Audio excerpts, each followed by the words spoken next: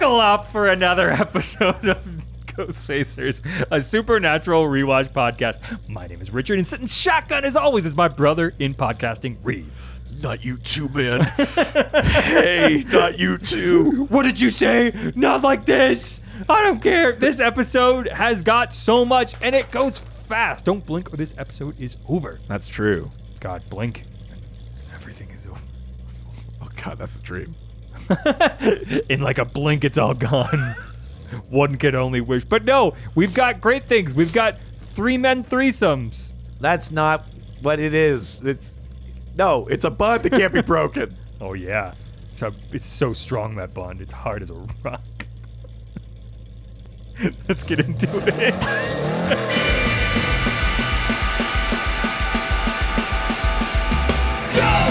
Ghostfacers! We face a ghost, when others will not, we're ghosts! Ghostfacers! Stay in the kitchen when the kitchen gets hot! Ghostfacers! We face a nightmare, we face a dread! Ghostfacers! We face a faceless, we face a dead! Welcome to Ghostfacers. Today we're discussing episode number 21, Salvation. Salvation! Oh. Sanctuary! Oh, shoot. I thought I thought we were watching like the Spanish language version of Salvación. Oh, que paso? Never mind. We're gonna get canceled, right? That's no, right. if Supernatural didn't get canceled, we can't be canceled. We're uncancelable? Oh my God, they're taking me away! This episode aired April 27th, 2006. Right on. Mm-hmm. And I've double-checked this information. Yeah.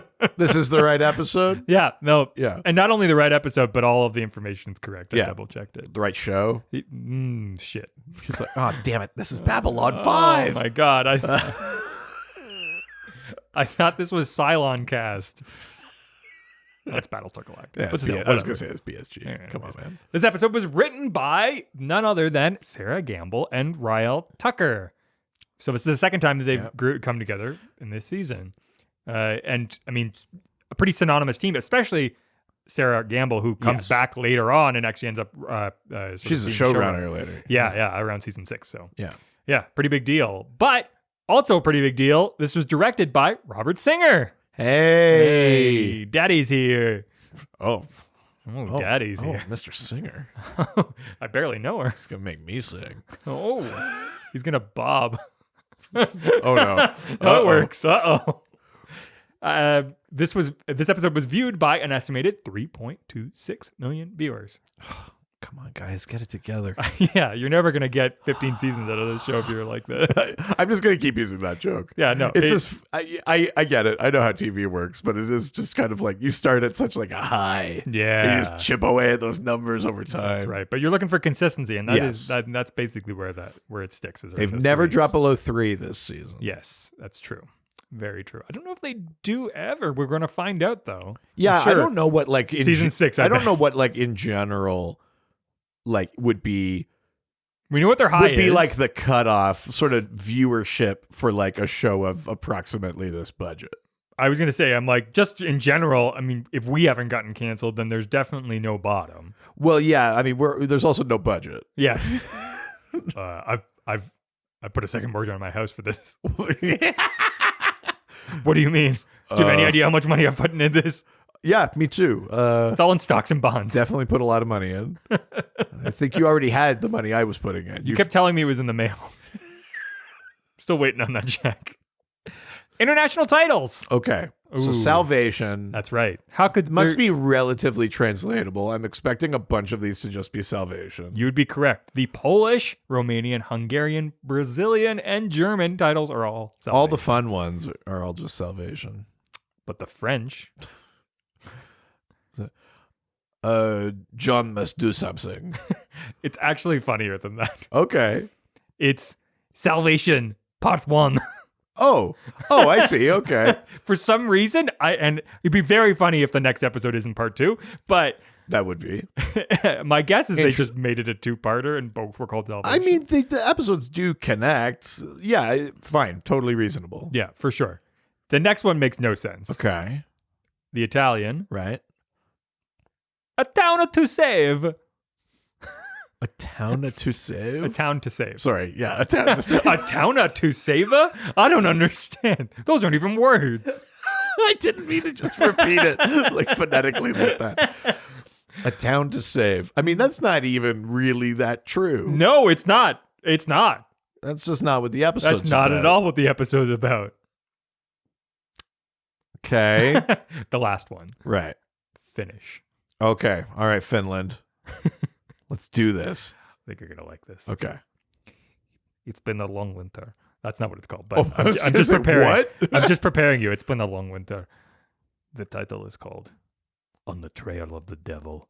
Oh, yeah. Finland, both hitting the nail on the head while But also also the being coolest incorrect. title. It's also the best title. Yeah. Oh, no, it's great. On the Trail of the Devil? Yeah. Sounds like a sweet movie that's about to come out, or like a band Yeah. that I probably Yeah. like have a tight t-shirt for. Yeah. It'd be like Willem Dafoe. I've been like a devil to you, Peter. been like the devil to you, Peter. It's a pretty good one. I like that title. Yeah. On the Trail of the Devil. Way to go, Finland. Right? You fucked up, Hungary. Going with Salvation. Bullshit. TV Guide describes this episode as Sam and Dean reunite with their father, but any joy is short-lived when John departs. Tagline for the show. Yes, when John departs to face the treacherous Meg, while his sons fight a demon that threatens a family. Yeah, I mean, it's and they funny. save a town, I guess. I don't It's know. also funny that TV Guide is like they fight a demon, Yeah. playing kind of coy. We know what the gig is at this I don't know. point. Maybe they fight a demon. I don't know. I'm TV Guide. Oh, TV Guide, you're so flirty. Yeah, I'm coy. just coy. I don't know. Yeah. Whatever. Maybe some magical things will happen. Who knows? Anything could happen. It's CW. What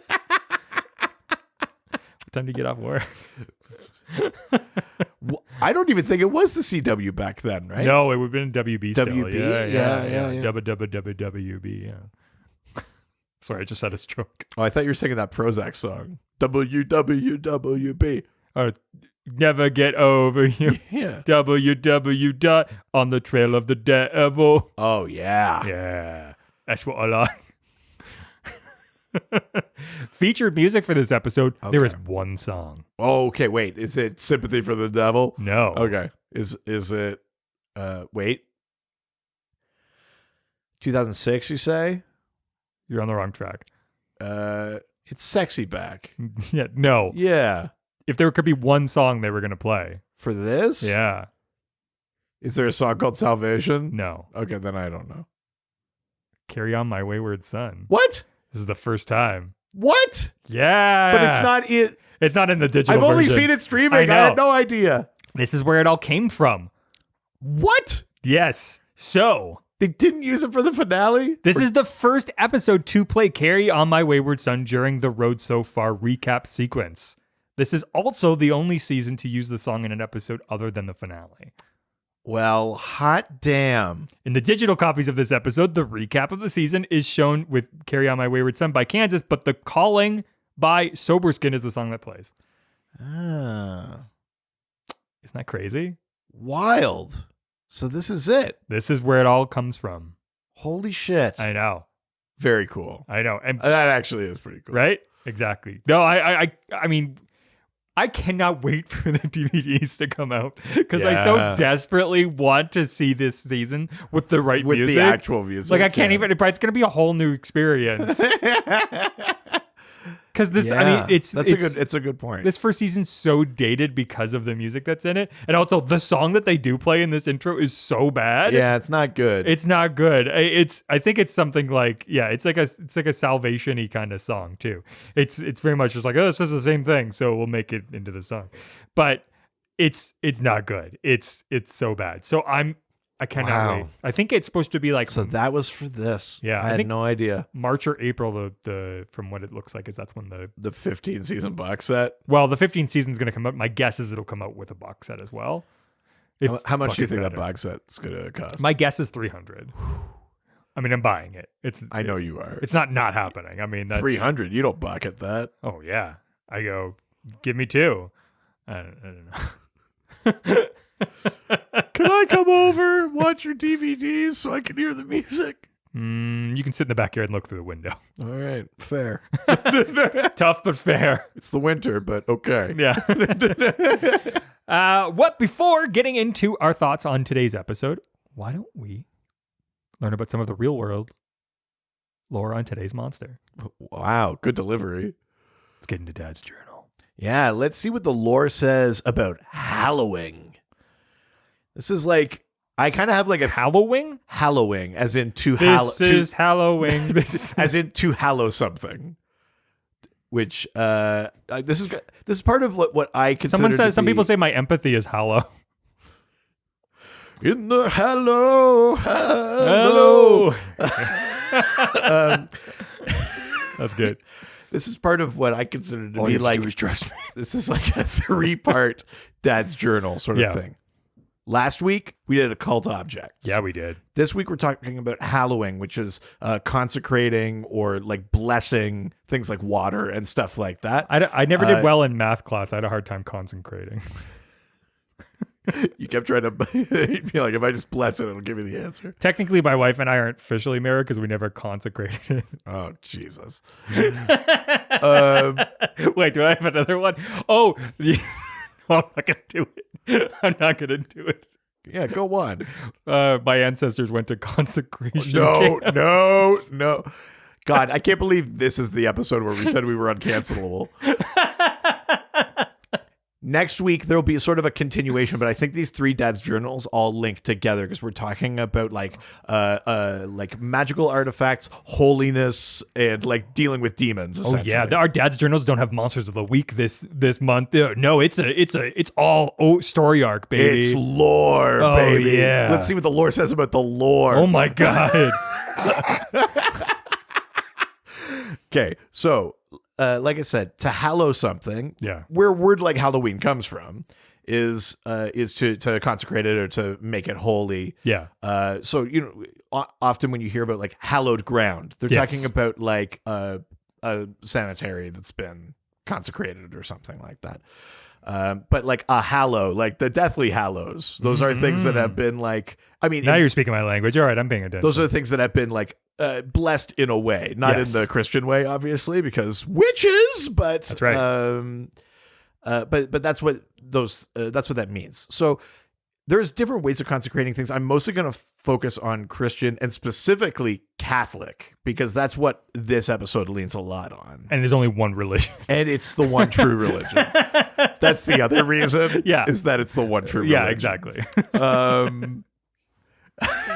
Can you be like, now is where I reveal that? Also, of all of the things that we've said, suddenly we're a religious podcast. Telekinesis is bullshit, but Catholicism, I'm sorry. they know what's up. I'm sorry, you're talking about the worst thing we could imagine? Telekinesis? Nothing is worse than that. Oh, God. I'm going to miss that joke when this season's done. Oh, no, it's never dying.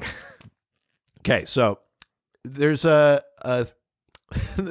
when you ordain a new bishop, you're technically like consecrating the person, and to consecrate or it means to basically you are dedicating this thing to the service of God. So whether it's a person or an object or whatever, that's what you're doing. So you're purifying it, and it becomes holy by being for the exclusive use of the glory of God, essentially. So when a bishop gets ordained, they often get blessed with it's a blessed like olive oil called chrism, which also sounds like when Jesus comes. Be like, I just found a bunch of dried chrism in your sandal.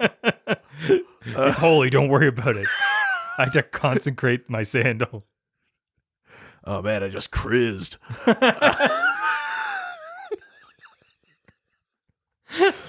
Man, am I in trouble if Catholicism is the one true religion? Yeah, we're fucked. So it's a blessed olive oil, and they would use that in the ceremony for ordaining priests. The kind of funny thing is that, like, how do you make chrism? Well, it's olive oil that has Jesus really excited. It's olive oil that has to be blessed, and then the blessing is bestowed by a bishop. So, like, bishops make the thing that bless bishops. So what came first? Whatever. The consecration that we see most often is holy water. If you go to a Catholic church, there's holy water. You see people like dip their fingers. They do the sign of the cross. Holy water is used in baptisms. It's there's sprinklings of holy water for like traditional Catholic weddings and stuff like that. It's used a lot. And the process of blessing it, again, it's done by someone ordained, like a priest or a bishop or something like that.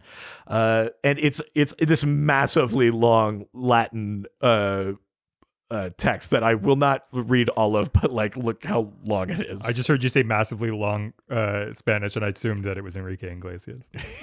It said Latin. I meant like actual Latin, not like Latino. Like, I'm confused. So it's this very long sort of benediction that would bless the water. But then there's all this sort of like specific stuff about how you're supposed to store it. There are like ritual vessels that you use to store holy water. To store the chism? No, chrism is something different. Sorry, chrism, yes. Chrism is the special olive oil. Oh, okay. It's a spicy meatball. The holy water. Is there extra virgin chrism? I mean, by definition, if you're purifying things, you're making all of it virgin. Oh, okay. Strictly speaking. So it's extra virgin chrism? Yeah. Yeah, Nice. I guess. It's the virginest olive oil. So there are specific specific vessels that are meant to like hold holy water, and you're not even allowed to like dispose of it in normal plumbing. Yeah, they have to hang on. Roman Catholic churches usually have a special basin that leads directly into the ground for the purpose of proper disposal. A hinged lid is kept over the basin to distinguish it from a regular sink basin. So like regular water doesn't go in there. Holy water doesn't go in the regular sink.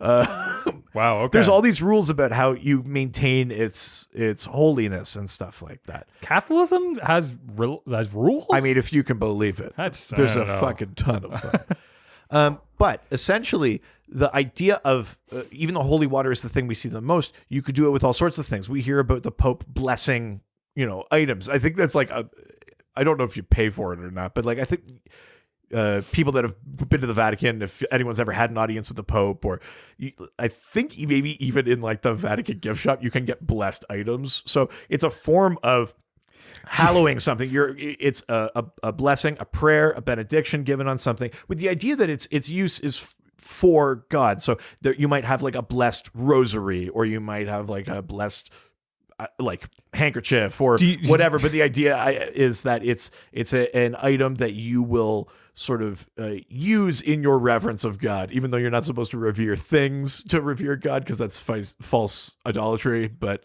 do you think that the Pope is just like the way that like musicians have to like sign posters at a festival? Like they just like are like, okay, Fridays we need to just bless a bunch of shit, and it's like, here's all of the plastic popes that you need you to like bless after mass. Be like, and check out Father Davis at the merch table. Yes. We got. But also, is it like we got new benedictions over there? We just dropped some new benedictions. You can pick those up. Do you think that like thanks for coming out? We'll be here all week. Is there like a limit to their like religious mana? Like is there like an amount of thing that you can't like? Oh, I don't got the juice. Do you know what? As far as I can tell, no, because I haven't even found a thing where it's like a bishop can only bless X quantity of water at once. This is what I'm saying. Like, why don't they just bless the ocean? The ocean feeds into the sinks, and then everyone's blessed. So it's funny, in some like ancient versions of like blessed water and stuff like that, there would be different benedictions if you were using like water in a container or water in like a lake versus water in a river where it's flowing. Yes. Like there was a different benediction for for flowing water because the water was constantly replenishing, so the benediction had to be why not different. just do it in the ocean and then you're set? I don't know. There's not a good reason for that, especially because the ocean is salt water, and often in terms of something that we'll talk about more next week, which is exorcisms, you would follow the use of holy water with the use of blessed salt as well. You would think you'd be killing two birds with one stone by blessing the ocean. Are you trying to tell me that there maybe is some inconsistencies with modern day religion? Not with Catholicism. Oh yeah, sorry, one true religion. I apologize. There's some men here. I need to go. They're here to take you to the merch table. Yeah, if you know what I mean.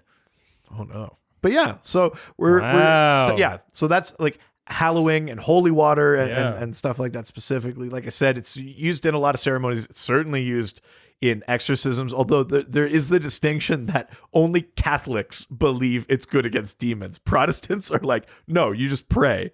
Yeah, prayer works against demons. Water's not going to help you. And prayer doesn't actually work. It just mostly maybe will protect you, but you're fucked. Which is interesting, you know. And when we get into the episode, we'll see some different examples of like which hallowed things do what.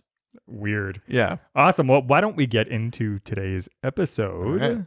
Because I always forget this one, and like I always sort of blend this one into the previous or into the following. Right.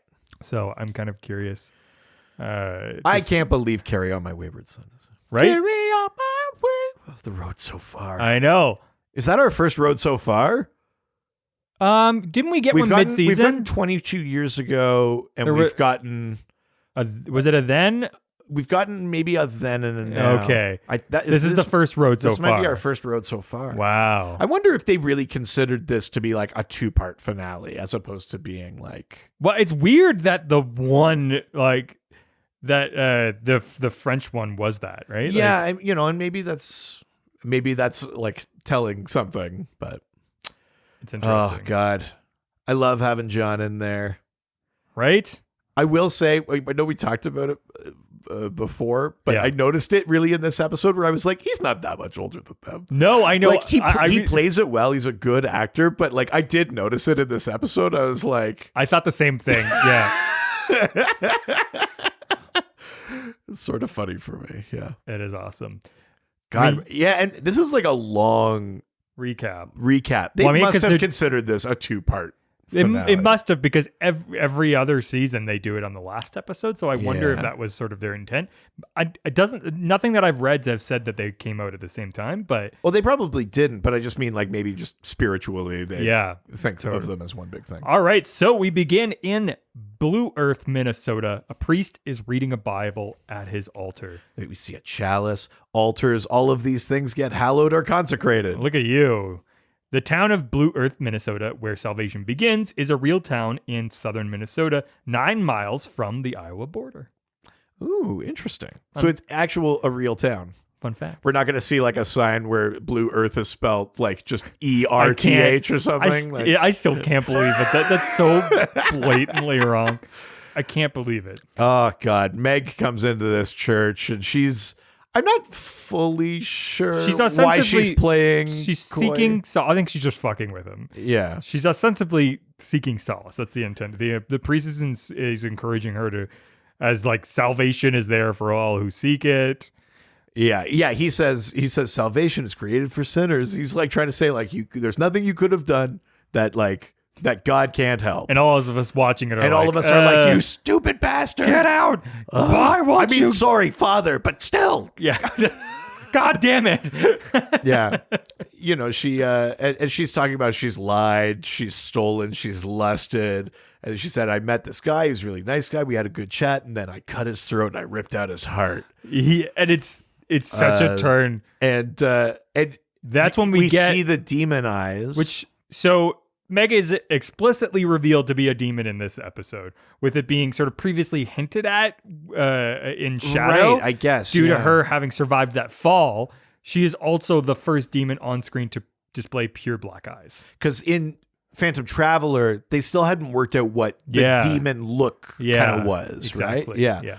Right. So priest says, you can't be here. This is hallowed ground. She goes, that works on the rookies, not like the big leagues. Exactly. So he retreats to this underground office fitted out with like all the tools of a hunter. I love his priest armory. Oh yeah, I would just want to watch like his show.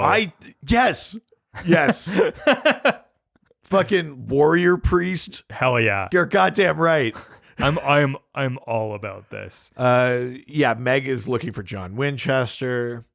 And this guy's like, I haven't seen him in a year. I'll never tell you, blah, blah, blah. And she goes, I know. And she cuts this poor priest's throat and he dies. She's not even using the blood to make a call. It's wasteful, which is among her greatest sins. Yeah. Murder all you want, but at least the waste. Yes.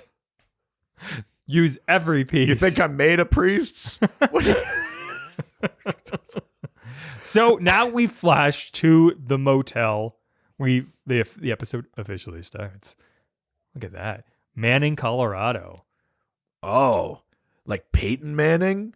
It's played in Denver, Colorado for the Broncos? Peyton Manning, Colorado. Manning, Denver Broncos, Colorado. John is sharing his research of the last 20 years with Sam and Dean. He explains the trail he has followed and all of the telltale signs. He really doesn't look old in this episode. He doesn't. This is, I think, the youngest he ever looks. So in this scene, not only has he pinned everything up like a crazy man. Yeah. He's got all this stuff strewn over the thing, and he says, I haven't even been on the trail of this demon until last year, which is when he went off on that hunting trip. And he basically in this scene, he describes how he started to recognize a pattern of things that occur right before similar incidents that happen to them, where, a 6-month-old baby and the mother dies and the house burns down and all this kind of stuff. So he's found that it's not only happened to them and to Jessica, of course, but it's also happened all over the country, and that he's found signs of when it might happen. Like that within a week, there's things like, he says, like cattle deaths, electrical storms, weird like temperature drops, weird kind of weather phenomena. Part of me is just like, if you're that demon and you're just like, you find out that Sam and Dean are together going after the dad, and he's like, okay, I gotta kill Sam's girlfriend. It's about a week and a half out. I think like if in 3 days I start killing cattle. Yeah. I mean, it's funny to think of it as something he has to think about and do. Like, it's his pregame ritual. It's like some people put their socks on right foot and then left foot. I kill cattle and make electrical storms. Yeah, whatever it happens, as long as you burn down a family home. That's right. I think it's... So they have to go to where they're seeing signs now, which is in Salvation, Iowa. Oh, yeah, sorry. Yeah, and John says, and not only are all of these things connected, they happened in Lawrence. They happened on the night. Like, he's like, I figured it out. Crazy for Sam, because he's kind of hearing this for the first time, and he's going like, oh, I knew that I've been meeting people who are similar to me, but... Now I'm realizing that a bunch of people have had these exact same thing happen to me. And it's even bigger because to this point, we've only met, what's his face? Yeah. Who went crazy and shot himself. Yeah. And that's like, oh, there's a bunch of fucking kids potentially like this. Like it's really like blowing this open. Yeah. So they go to Salvation. So Salvation, Iowa, with a sign that just says, "Are you ready for Judgment Day? Get fucked." So a few pieces about this, but I'm going to pause Terminator it for a shows second. up. You're like, Judgment Day was 1997. So one, Salvation is not a real town. Okay. I mean, it's too poetic. Yeah. Yeah. The Leaving Salvation sign, quote, "Are you ready for Judgment Day?" references JW 227. Because that is not a biblical reference, it is likely a message meant for John Winchester. Oh. So it says JW 227 right, there. Sure. So interesting. Does something happen at the 2-minute and 27-second mark? I have no idea. I don't think so. I also like how on the top of the sign, Lotto is misspelled. So that was the other thing, is that the Road for Salvation Lotto is as Lotto Jackpot. While this is true that the word Lotto is misspelled, it's not a revealing mistake unless that reveal is that someone can't spell lotto. yeah. It doesn't have any bearing on the episode at all. No, I just, yeah. Unless someone in the art department was like, we need to make this small town feel real. They have to be illiterate. So John receives the news that Pastor Jim Murphy, the priest from the opening, has been murdered. So because they pull over Yeah. and Dean follows him and he's like, what? And John's really upset. And they all clearly know Pastor Jim because he says, like, Jim Murphy's dead. Yeah. And then Sam's like, Pastor Jim? Yeah, exactly. So, I mean, that's kind of his line reading on it, too. Sam's not very good in this scene. He's like, No. Pastor Jim? Oh, no. Not Pastor Jim.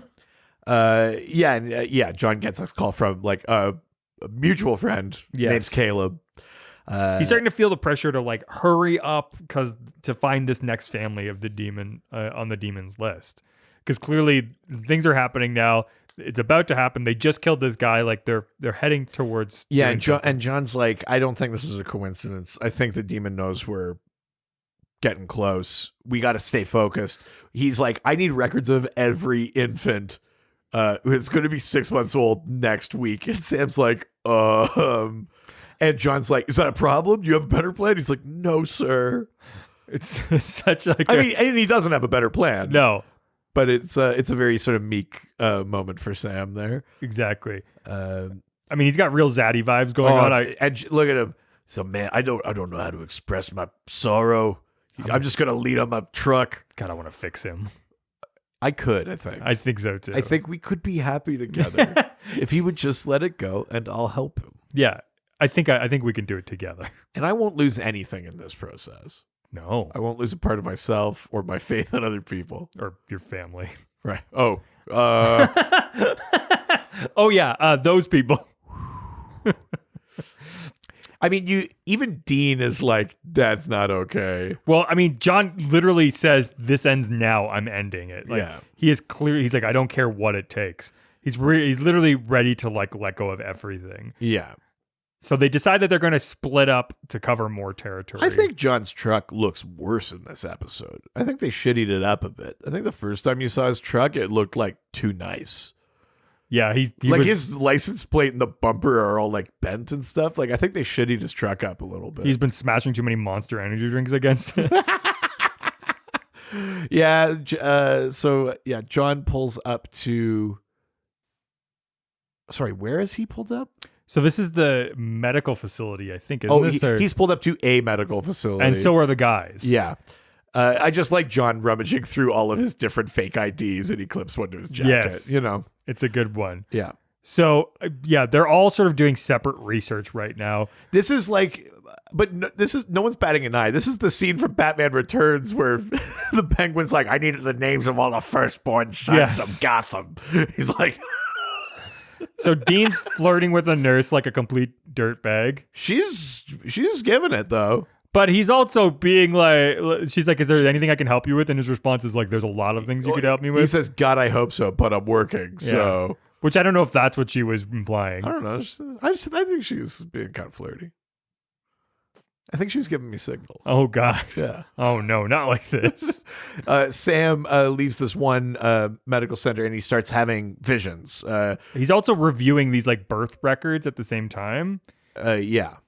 When Sam is tracking down the babies who will be exactly 6 months within a week, one of the birth certificates he jots down the info is that of Mary Ann Lou. And the certificate says she was born in 1998, which would actually make her about 8 years old and not 6 months. Ignore the man behind the curtain. He was just keeping that for his personal collection? Oh, no. Oh, no. But He has these visions. Sam starts having these visions. He sees like a little baby in a nursery. He sees the mom. Yeah. He hears train sounds. He's like, train tracks. And he pulls out a map. Where's a mom train? He's like, where can I run a train on this? Oh, no. Oh, no. He pulls up MILF Hub. So Sam sort of runs towards just generally where the tracks are. I guess maybe there's an address that's stuck in his head That we don't see, but we haven't seen it. So he's just like, the Running. train tracks run through town. He's just running to a place. It's not necessarily even in that town. But he gets the visions again as he's like as he's approaching this place, and we're familiar with this scene. The mom opens the door, shadowy figure standing over the crib. I like that he like covers himself up like he's been like. Yeah, well, and I think he's like feeling cold. And he's got like the migraine kind of thing. I think he's just wearing a revealing top and doesn't want people to see him like that. Yeah. He's clutching his pearls. Sam gets to the house and he sees the mom walking her baby out front. And this is kind of a weird The baby scene. in the stroller is very fake until they actually zoom in on it. Right. It's very funny. It looks completely like a doll until they actually zoom in.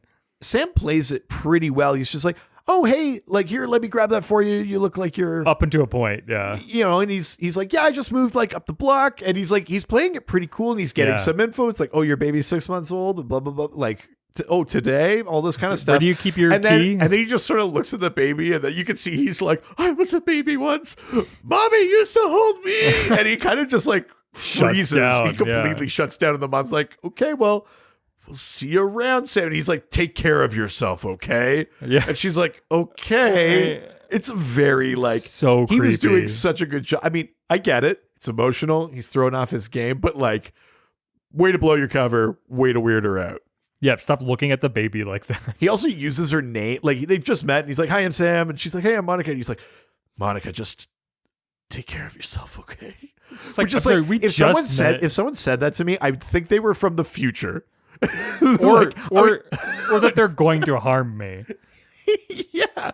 It's so scary. I prefer when they take care of themselves. But Sam basically, between the visions, sort of recognizing the house from the outside that he saw from the inside, meeting the mom, seeing her face, and then he has this other very powerful vision that ends with the thing we're familiar with the mom going up the wall and onto the ceiling, the bleeding, the fire, all that stuff.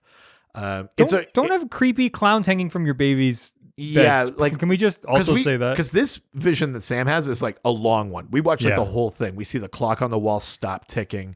We see the creepy clown mobile start like spinning around, wind pick up. I like the idea that Sam's probably just like mid walking across the street, so that he just stops, and through this whole thing he's just standing there. It'd be funny if like halfway through this vision Sam gets hit by a car. Yeah. Because it's long. I mean, I think there might even been a commercial in the middle of that. I know it's a TV thing, and I know it's because we're not meant to think of this as a sexy moment or anything like that. But like, if you're someone that sleeps generally in their underwear, like, how many people are actually wearing nightgowns? Do you not wear a nightgown? No, but I mean, like, this mom, she's like 27. She's wearing a nightgown. Like, you know what people you're either in like pajamas or Yeah. you're probably sleeping like underwear or naked. I get why they've done it. Yeah. But it's one of those things where it's like, nobody, like, no one does that. People need to bring back night caps. She's dressed like Scrooge. She should be a sleep hat. What happened to sleep hats? So at any rate, this very powerful vision happens. We cut to the commercial break, and when we come back, they're back in the hotel, and John is kind of like, so sorry, you get fucking visions? Yeah. So new plan, we kill our son. John doesn't like it. No. And John gives Dean a piece of his mind about this, because Dean's like, yeah, this is a thing that's starting to happen to Sam and blah, blah, blah. And John's like, what do you, like, how about when your brother has weird psychic visions, you call me? And then Dean, I think for the first time ever, stands up to John and he says, call you? Are you kidding me? Like, we called when I was dying. We called when this, like, we got a better chance to win the lottery than you picking up your phone. Yeah, exactly. And John's response is great. He goes, you're right. I don't like the way you talk to me. I'm sorry, but I don't like this fucking new attitude. Yeah.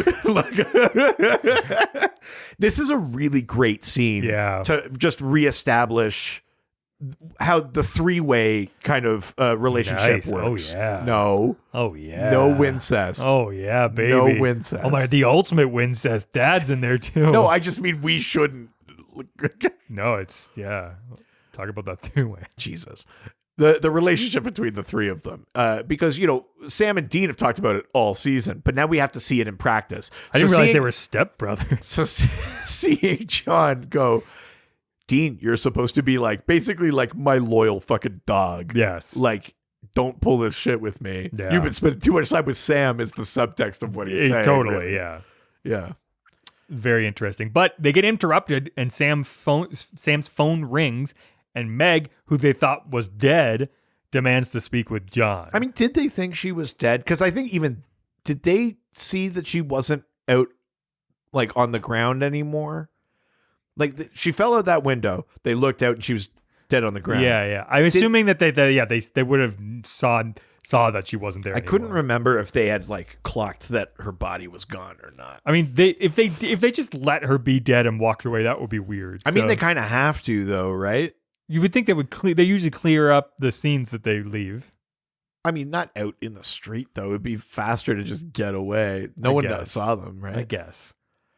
So she informs John that she murdered Jim Murphy, and today she is with another friend, Caleb, who's the guy that called to tell them about Jim. Yeah, exactly. And Caleb, clearly another hunter, and he's just like, John, don't do what she says. Like it's the classic like hostage thing of like, and we know John's not going to let this go. But she wants the Colt. Yes. That's what she's after. She wants to trade the Colt, or she says, I'm going to go after anyone who ever helped you, anyone you ever saved, all your friends. I'm going to kill all of them. John just sort of plays dumb, which wasn't a great idea because then Meg just kills Caleb. Yeah, fully.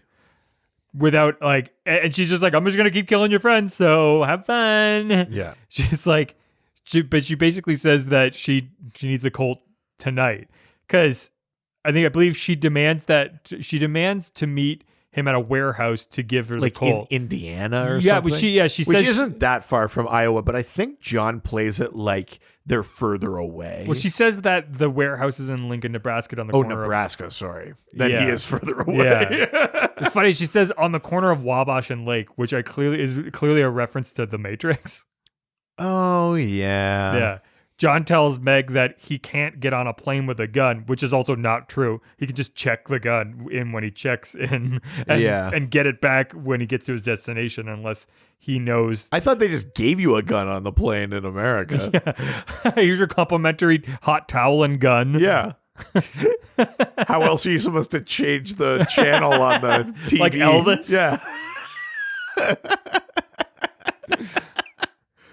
Yeah, we don't want any terrorists here, so everyone has a gun, so it's equal. Yeah. Now a bunch of good guys with guns can save the day. Yeah. It's a fair play field now. The boys basically are like, you should not be doing this at all. Like, yeah. So when John gets off the phone with Meg, he basically says, I gotta go do this. Sam and Dino like, we're gonna like miss our chance, and he's like, you're not like, and they're like, you want us to do this by ourselves, and he's like, I'm tired of all of this. I'm tired of losing people that we love. I want this to be over. I want to be there with you. I don't want to have to do this, but like this has to end, and we can't put it off. We can't let this family die. We can't like wait for our next shot at the demon. You've got to do this. I've got to do this. And he also says, I'm not going to give her the Colt. I'm going to... he's got a plan. I'm going to swing by an antiques shop. Yeah. He's like, because basically almost no one has seen the Colt. Yeah, exactly. So he's like, I'm just going to find something that looks good. Which is not a great plan. And even Dean points it out. But he's like... They're going to figure it out in a second. He's like, I just got to buy time. And this is where Sam and Dean are like, oh, I get it. Because at first they think they're just going to wait for John. Yeah, and they're like, no, we're going to kill... All he has to do is buy time so that no one can stop them from using the Colt to kill the demon. Yeah, exactly. Yeah. He admits that he needs this job to just be over. Yeah. I mean, it's an emotional moment. Jeffrey Dean Morgan, so good at playing like tough and tired. Yes. Like yes. Of being like, I've seen things and done things and I just need to rest. Like, if you would like sum up his entire career, that's 100% what his look is. It's old and too tired for this shit. Yeah, tough and tired. Yeah. That's Jeffrey Dean Morgan. Yeah. Wow, that's really funny. You've just completely summed up that man's entire career. I hope if I was his agent, I'd be like, where are all the tough and tired jobs? Like, that's what we got. Yeah, really. That's We're looking for a tough and tired Jeffrey Dean Morgan type for this role. A JDM? Oh yeah, absolutely. Tough and tired. Absolutely, yeah. Yeah. So now they're under this train bridge, and sort of like they've cut to a lot of the stuff already happened. Do you know, I'm referencing things that haven't happened, nothing spoilery, but this train bridge, we definitely see this again. Yes. There's a lot of like future just outdoor meeting at the Yes. car scenes that happen at this train bridge. It's kind of crazy. We see a lot of them. It's very funny. Yeah. But Dean's already returned with the fake Colt. Yeah. He pleads with John not to throw his life away, as he's no good to them dead. Oh, John in this scene gives them a very crucial detail that I think we kind of got last episode when we were learning about the Colt, but he says the bullets were specifically made to work with the Colt. Yeah. There's only 4 left. Without those, the Colt does nothing. Yeah, exactly. So he's basically saying like, get it right. Yeah, you've only got so many chances, so don't miss is probably the first step. Yeah, exactly. I mean, the gun is basically the same. Like, it's really not that different, except there's not as much fancy pieces on it. Yeah. I mean, technically speaking, for if you've never seen the Colt. Yeah.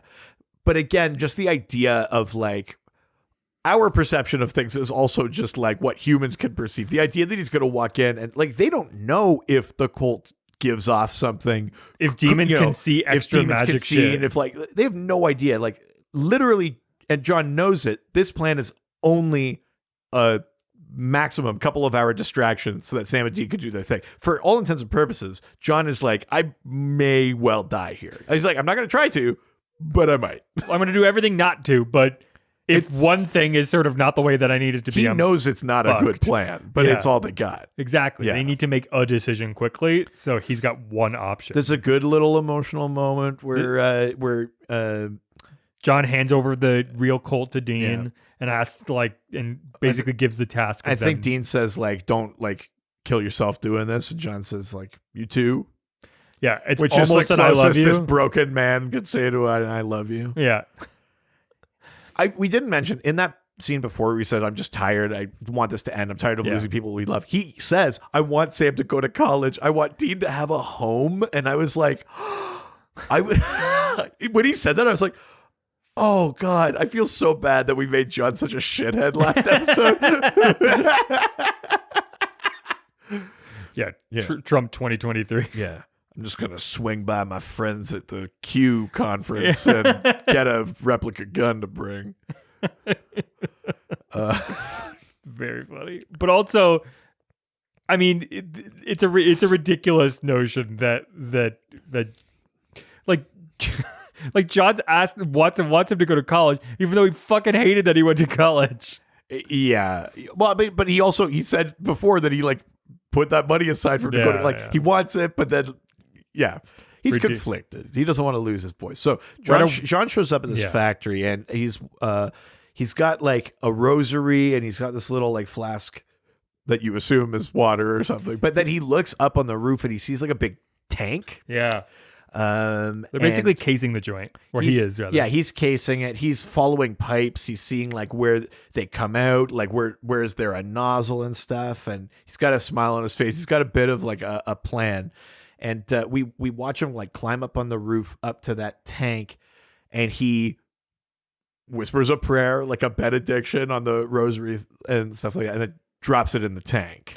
It's a cool moment because you're just like, oh God, what is he gonna do? This is like a heist. Now the interesting thing here is like John just does that. Like again, you generally have to be like ordained. You got to be like you yourself have to have been blessed, like a priest or a bishop or something like that. Yeah, they're playing fast and loose. John's just like, in nomine patris. Like he's not even saying the right thing. He's just like, what's the Lord's Prayer? He's just like very easy. So now we're back with the boys, and they are at the house of that same mother and her child. Yeah. And they're sort of watching over the family. Dean asks Sam how many times a gas leak story has worked for them, because he basically goes like, how can we get them out of the house, right? Which actually like is a bad idea, because if the plan is for them to kill the demon, getting them out of the house maybe just postpones something, or they lose the trail and the demon knows that they're onto him. Like in almost any other episode, this conversation makes a lot of sense. How do we get these people out of this house before the spiritual thing gets them? But this but is in this one, it's like, no, you need them as bait. Yeah, unfortunately. But it's funny. So that comment about the gas leak story is probably a reference to Bugs, where they pose as gas company employees and later try that to use that as an excuse for an evacuation. That's right. Yeah. So yeah, that's true. I forgot that they did use that. I do like that sometimes they'll sort of reference to things from previous episodes. So we cut back to the warehouse, factory. Yeah. John doing his like little blessing thing. Meg is now showing up. How do you feel about... She didn't see John. John was good at hiding because he's up on the roof. He's like doing this blessing thing when she shows up. How do you feel about this Meg? She's fine. Yeah, that's sort of where I'm at with her. Like, she's fine. There spoilers, there are future Megs. Yes. This one is not as good. No. I think she does I think I liked her best in the episode where we don't know she's evil. Yes. She's good in that episode. I think she overplays the being bad. Yes. Yeah, and maybe that's direction. Yeah. Who knows? But I think she kind of hams it too much. I don't like explicitly evil like this actor. I feel like she's overdoing it. A little bit too. She's a little bit too like, yeah, I'm young and I have a cool haircut and I cut a throat today. It's like, yeah, fine, we get it. Yeah, you wouldn't expect someone who looks like me to do things like that. I think I liked her better when, I think other people play a balance of like, you can still be fun and evil, or when we eventually meet the demon, I feel that about the demon. Yes. Better than her, you know what I mean? Totally. I completely agree. So we're back with the boys again. They're still sitting outside of the house. I mean, I always like these scenes because they have this sort of opportunity to have these sort of like your brother moments. Yeah, Sam saying thank you for like always looking out for me and all this kind of stuff. I like that Dean acts so surprised, like, what do you mean? I looked out for you. I mean, Dad would have murdered me if I didn't. Yeah, we already watched that fucking flashback where he said it was my fault. Yeah. One time something almost happened to you. But they're sort of having this moment like, if anything happens to me, and Dean's like, we're not even having that fucking conversation. Yeah, he's like, no one's dying tonight, not us, not that family, nobody, except that demon. I kind of like that the script also like kind of trips the way Dean's mind would trip. He's like, no one's going to die tonight. They has to be like, well... someone's going to die, but the demon's going to die tonight, but not us, because we're going to be the ones dying him. Yeah. We're going to be killing it tonight.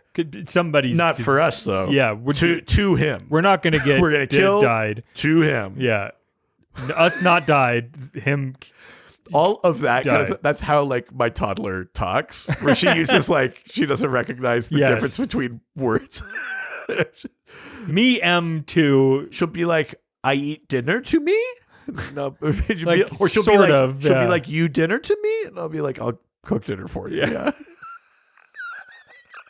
But you want me to cook you? I don't understand. Dinner Honey, to you. She asked me to. Sorry. I'm a good parent. I listen to my kid.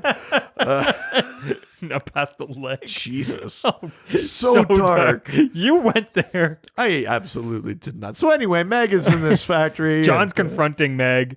She is joined by a taciturn demon. Taciturn? Taciturn. That's the word. Yeah, I mean, she's joined by this guy who looks like the offcuts from the Vampire Diaries. Yeah, he's not...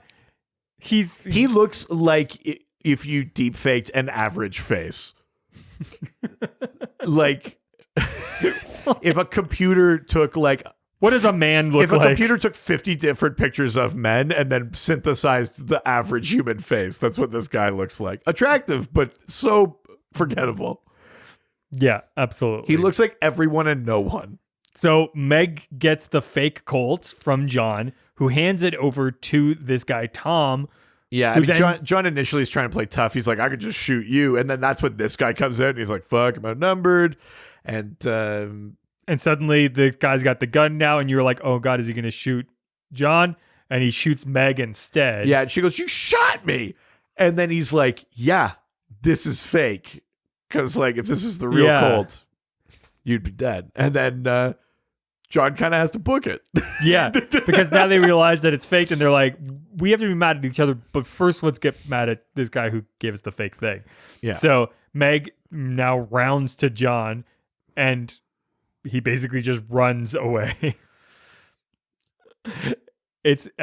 Well, John tries to play it off at first. Yeah. He goes, "I've never used the gun." That's right. He's trying to say, like, I have no idea. Yeah. I guess you're lucky the gun wasn't real. It's like, I thought that was the Colt. He's trying to pull that Fake off. it, yeah. And Meg's like, not good enough. No. And then he runs. They start chasing him through like these tunnels and stuff like that, where we saw him before, where there were all these he had a pipes. plan, which is great. I like that. Like, he knew exactly where to go. Yeah, he gets through these pipes, and he opens the one up, and it starts spewing water. And It's awesome. I mean, I love it because you're like, that's the thing he did, and now it's going to be holy water. It's a cool, like, it's kind of like a mini little heist thing. I like the things in this show where you take like an idea and then you see how you could like MacGyver it. You know, like when they say like, we figured out putting salt in shotgun shells and now we can shoot a ghost. Yeah. Like, great, salt for ghosts, love and then you that. found a way to weaponize it. And this is like him weaponizing holy water. Yeah. In a way that is cooler than him with just like a bucket of water balloons or something. Yes. Like, I mean, that'd be pretty cool too. Gotcha. Or like a super soaker. a holy water slip and slide. Oh my and he slides through like And they try to follow into him. the truck, and then he Yeah. Or it's those like it's just like a sprinkler that he like just jump through. so funny. But it's like in the shape of a monkey, like waving its tail. Yeah, I like that. Yeah. Yeah, that's fun. They go back to the house now. Yeah, cut back to The boys. well, we should say at first the demons don't step into the water, and then they do, and they start like steaming, like Wicked Witch of the West style, and they go like, "Fuck, it's holy water!" No, what a world! I think Meg says like, "Cute trick, John," and the subtext is, "You're dead." Yes, Yeah. exactly. So Sam and Dean are sitting in the car, and then like the wind picks up, the thing that we sort of saw before from Sam's vision. They run in. Meanwhile, at the factory, John gets out and his tires are slashed. his tires are slashed because he parked just out front of the factory like a fucking idiot. Yeah, really dumb. Like this is his first go. Oh yeah, I guess they would walk by my truck. Oh shoot. Should have valeted. Yeah. Yeah, should have abandoned warehouse valeted. What would be creepier than like a really nice valet Oh, in an that abandoned is. warehouse? So Sam and Dean, they pick the lock. They get into this house. The dad, for some reason, is downstairs, and he's like, "Get out of my house!" And starts Which, swinging like, a bat at them. fair. But like, what tipped him off? Yeah. He's sitting in the dark in his own house. Oh, that is true. The lights weren't even on. And he's still like fully dressed. So too. something tipped him off. He screams upstairs, says, "Get the baby." Sam's like, "Don't go in the nursery." Sam runs upstairs. She walks in. This is like we've seen it. Shadowy figure. We all She's know that against- if your child is 6 months old, you have to wear a nightgown. Of course. That's the rule. Of course. Or if you're about to be visited by 3 ghosts. Yeah. She ends up on the ceiling. Sam comes in. We see the demon, and we see we just see the yellow eyes. Sam shoots, but the demon disappears. He goes, "Where is it?" Dean grabs the baby. Sam gets the mom out, and the crib catches fire, and the house catches fire. I'm assuming that the crib caught fire just because of a reaction to Dean grabbing it, not that he's like I'm trying burning the babies now. Like, Well, I think it's like, oh, if you're going to interrupt what I'm Yeah, about to do to the that's what I baby, then figured. the baby's no good. yeah, to me. yeah, exactly. I think it's more that. Yeah, he's not like, I I'm think trying that- something new. Yeah, no, I think it's like a fire sale kind of thing for the demon. Literally. Yeah. Yeah. Got this fire on sale. Yeah. Oh my God. So affordable. Come back to the factory, and Vampire Diaries has caught John and is like kind of doing that demon telekinesis thing. Sorry, France. To hold him against the wall and sort of pick him up. And he's clearly like kind of put him in an awkward position. John's screaming a bit. And he's like, "Bro, you don't even know how swole I am. Just you wait till you let me go." I mean, he is like, Yeah. he's up against the wall in like a pose. Yeah. Very Christ-like. Oh my God. And he's they get full out of the house. charisma. Sam gets the mom out. Dean gets the baby out. And the dad goes, "Get the fuck away from my family." And then Again, the mom's like, "They saved us." I mean, still kind of fair. I don't blame him, but why is he fully I dressed when just the rest of the don't family know went to why bed? he was on such guard already. Yeah. Sam Maybe sees, because earlier that day, his wife came home and was like, "There's a weird guy standing outside of our house staring a at." guy I've never met told me to take care of myself. Yeah. And maybe. Sam sees the demon standing in the flames inside the burning house, and he's going to run back in. Dean's like, "You're an idiot. Don't do that. You'll die." Yeah. They look up into the baby's room, and suddenly they see the shadow with yellow eyes. Yeah, and then the shadow disappears. But we see yellow eyes for the first time. Well, no, we saw the yellow eyes when Sam was in the room before he shot him. Oh, yes, Yeah. that's right. But that's a big deal. The yellow eyes. we see the yellow eyes. I mean, up to this point, we were like, okay, black eyes. Now we got it. Yeah, because I think after this, they start referring to the yellow-eyed demon. Yes. Yeah. Which is, I mean, he may just have like demon jaundice. Well, no, it's because he turned to the demon dark side. He had the demon low ground. Oh, and so he got the yellow eyes. Oh, okay, that makes sense. We cut to Sam and Dean back in the motel, and Sam is like, "If you hadn't have stopped me, I could have gone back in there and killed that demon." And Dean's like, A, you wouldn't have. B, and Dean says a thing that's controversial in the fact that it's only been said now. Yeah. Where he's like, "I don't want you to die doing this. Like, if one of us, me, you, Dad, has to die to kill this demon, I hope we never find it." Which is crazy. And Sam, this is is bad writing. Yeah. Because Sam does the push Dean up, like the aggressive push Dean up against the walls. "Don't you see that, man? Not you. Not this." Oh yeah, just like when Sam said talk shit about the mom. Jensen is acting the shit of this. Jared is there. Yeah. He's a tool for the script. Jared is doing what he was asked to do. Yes. Jensen is acting. Yeah, it's true. He's honestly, no fault of Jared's, but he's reacting. Yeah. Some people think acting is reacting. Jared thinks it's overacting. Yes, it's all takes. Dean says, like, "You guys are all I have left. You're all I have at all." Yeah. Like, it's not worth it. Yeah. Sorry. And then the phone, they try to call John. Mm-hmm. We cut back to the factory. Meg picks up the phone and says, "Your boy screwed up this time. You're never going to see your dad alive." Just crazy. And the episode ends. Yeah. But not only does it end, it ends with a to be continued. Yeah, which, again, it is very much a two-parter. That French title is sort of onto something, but then it's sort of weird that that's just not, like, even in the English one, it's not like Salvation parts 1 and 2. Or, No, because yeah. in season 2, the last 2 episodes are a part 1 and 2. That's right, yeah. but this one is not. Very weird. But yeah, that's this the is episode. That's where we leave off. So we've seen the demon. Yeah. Like, they're on his tail. John is captured by Meg. Sam and Dean have the Colt. They only have 3 shots left now because Sam took a shot and didn't hit the demon. Well, they only have 2 because Sam also just did a victory pop at the end. He was shooting tin cans before John told him not to use the bullets. He's like, "We have got those 8 bullets." He's like, "You mean 4?" And we're like, "Wait, what?" To be fair, I hit 3 of the cans. Yeah, man, not bad, right? Dad, you proud of me yet? Who's to say if those were evil cans or not? They're not anymore, that's for What sure. if the demon was in those cans? Yeah. We could already be done with this. Yeah, who's to say? There's no way to ever know. So stupid.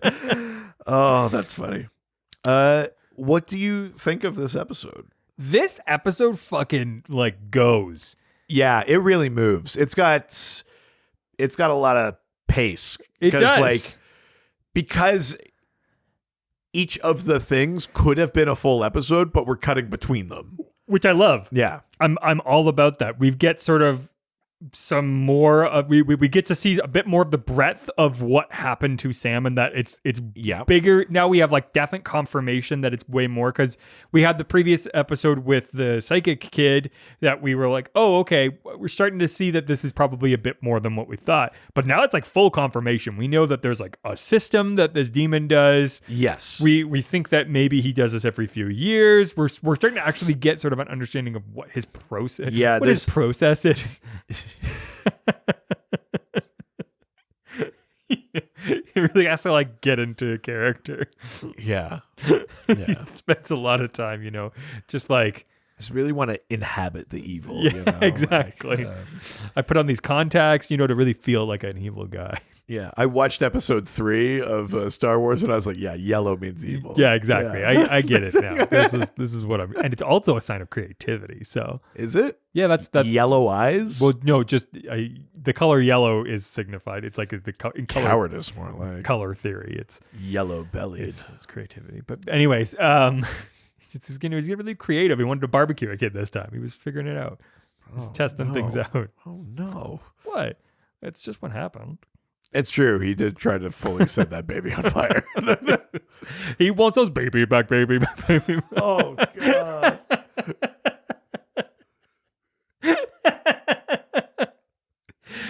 Anyways, yeah, this episode books. No. Yeah, this episode moves at a fucking clip. I like it a lot. I think that it's, even though I'm not like in love with either demon, sort of the no face, every face guy. Yeah, whatever. Yeah. He looks like they forgot to put in a better actor in post. Yeah, he was the standee. So I'm just supposed to, I'll say the lines and just you guys get somebody else later on. Yeah. They're like, yeah, sure. Oh, fuck, it's lunch. Yeah. This'll do. This is fine. They just plucked him out of like a Calvin Klein photo shoot and just put him in a leather jacket and was like, yeah, hold this gun. Yeah, say some shit. It doesn't matter. It's fine. Sam's done overacting anyway, so it'll balance itself out. So yeah. I think that for me, even though those two characters weren't necessarily great in this, I love the premise. I love the like heist feeling of it. Yeah. I think I like with sort of Jeffrey Dean Morgan going around and doing all of these sort of like dropping things into stuff, and this sort of like whole like the whole consecration thing. Yeah. I really like that. So I mean, we've seen enough of like mothers and childs and burning, but it doesn't feel like it. I think there's so much movement in this. It feels like a much shorter episode, which is kind of crazy. It does. Yeah, I agree. And I like that we feel like it's a great like second last episode. Like if this was last, I'd be like, oh, this is bullshit, but it's perfect. It's not quite enough for it to be continued to carry over to a season. No, but it is definitely like a ramp. Yeah. Which is awesome. I think it does a great job of sort of like getting you ready for the final episode. Yeah, totally. I would rank this at, I'd say 3.75 barbecue babies. Jesus Christ. 3.75 for this one. Yeah. Okay. It like does what it's trying to do, and even just a little bit better. It feels like it's got a good movement. I would say that like none of the like, it doesn't feel necessarily like super different. It feels sort of like a good sort of second. It feels like it's setting itself up for the last episode. If this is like, it would be better probably as a two-parter, I would say. Like, It's not enough for me to give it a full 4, definitely not a 5. I think if it was a two-parter, I probably would be like, oh, this is like a 4.5, if not a 5. I think that it's the Avengers Endgame sort of scenario, right? Like, right. It does better as sort of a lead up to something else rather than like a full, like if it was just its episode by itself and there was nothing else after, like if this was the finale, it wouldn't work. Right. I think I agree with that. Yeah. Mm-hmm. I think this episode I really like it. Yeah. I like a lot of the stuff that you already mentioned. I do love the MacGyvery, the holy water kind of thing. Totally. Those are fun details that I like in this show. I think this episode works best when the three of them are together. I think the weakest parts of the episode are when they are not all together. Yeah. Because that's when we have to focus more on Meg, and that's when we have to like, not you two, man, not you two. And the dad just sitting alone in the dark with a baseball bat. That is a weird thing to have to just live with in my head now. That he was just doing that. My wife said she was talking to another man this afternoon. I mean, it kind of feels like they saved her in more than one way. Right? I'm not wrong, right? This guy... It's fucked up. The lights were off and he was armed and downstairs. He didn't hear them and come downstairs. Yeah, he was walking upstairs with a baseball bat. He was hiding. Yeah. So he was downstairs and just went, "Get away from my wife!" He was fully dressed like he was ready to make an exit. Yeah. I'm not wrong, right? That's messed up. He was heading I know upstairs. for the episode it was just convenient, but like that's weird blocking that raises questions. Mm-hmm. He's like, I'm here to protect my family. Yeah. Again, I don't think Meg is my favorite. Yeah. But I love, we see two other hunters. That's really cool shit. Love that. I love the idea of like, we're trying to figure out like what works on. Yeah, I forgot the fucking priest thing happened. Trying to figure out like what works on demons, right? Like the hallowed ground thing we saw did work with the racist truck, but it doesn't work with this demon. She kind of says she's too powerful, but then the holy water that still works, even though John did it and he's not a fucking priest. Like maybe he got like online ordained, and that's like enough. We don't get answers. Yeah, but I love the idea of like starting to fill out the like what's the arsenal? What's the like what works or doesn't work against demons? Yeah. Like you sitting at home can be like, okay, good to know. You're not safe in a church. like I don't know. There's that kind of like the survival guide kind of thing is sort of populated in this episode, and that stuff's fun. But generally, I think it's a better episode when the three of them are together. I'm gonna give this. Do you know what though? I like this episode. I'm giving it 4 bullets left. Whoa. Yeah. Out of a total of 8. Yeah, so it's a 2.5. No, I'm giving it a 4 out of 5. Yeah. Yeah, you think John went to like brosforjehovah.com and got ordained and that's how he can do it? I mean, G's for Jesus. I didn't bring it up in the Dad's Journal thing, but I did read that during COVID-19, they had to change how they did. Well, not just the faith healing thing that I mentioned in the like previous baptisms episode, and stuff, but right? they had to change how they distribute holy water. Yeah. So now they're basically in like touch-free dispensers instead of these like sacred like stone kind of. Well, have you also seen which means that technically they have to consecrate these random fucking dispensers to then house the consecrated water. Have you seen the ones where they're using the water guns? I did see some of that in the early days of COVID. Very funny. The little like yes. But again, that means you need to sanctify a fucking dollar store water pistol. I like the idea. The idea of a priest that having to hold a pistol and be like, God, Spiritus water gun. You know, like it's the specificity of religion, I think, is what I find the most interesting. It's Nerf or Satan. Nerf backwards is friend. It all makes sense. Yeah. I think we figured this out. Yeah, there we go. Sweet. Wow. Holy shit. There's only one episode left in the season. Oh my God. And then we've got what, like a few more episodes and then left? We're basically done. Yeah.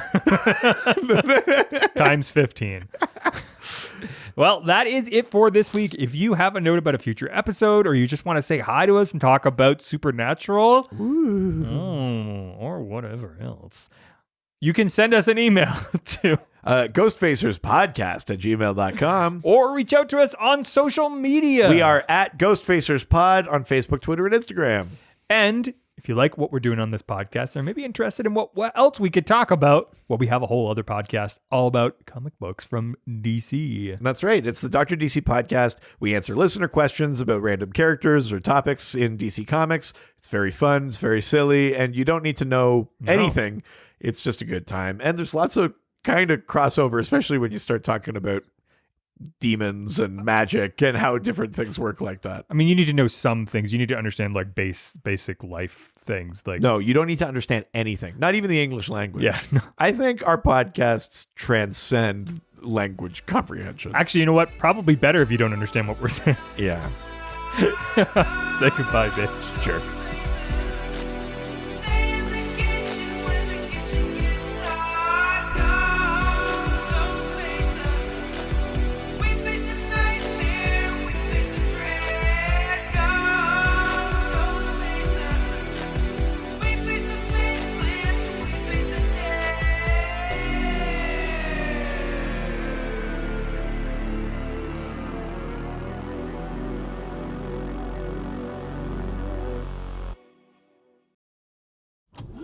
This was a Brain Freeze podcast.